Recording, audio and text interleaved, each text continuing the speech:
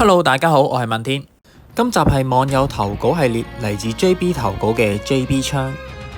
星彩嘅技能可以令到主將關羽同自己有洞察同埋護盾嘅保護。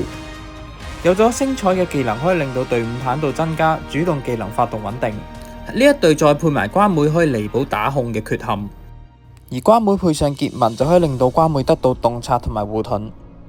咁樣全隊都會有洞察同埋護盾，令到整體嘅坦度增加，同埋輸出更加穩定。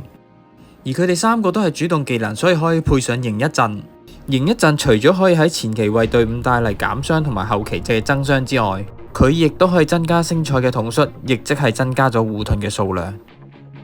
隊伍配置方面，關羽全武配中用疾雨，星彩二速全統率技能飛攻迎一，關妹全速點神機兵書。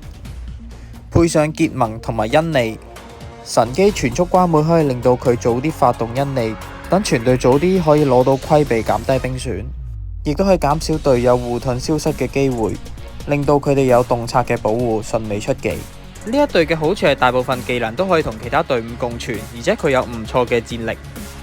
咁喺最後就有戰報同大家分享返。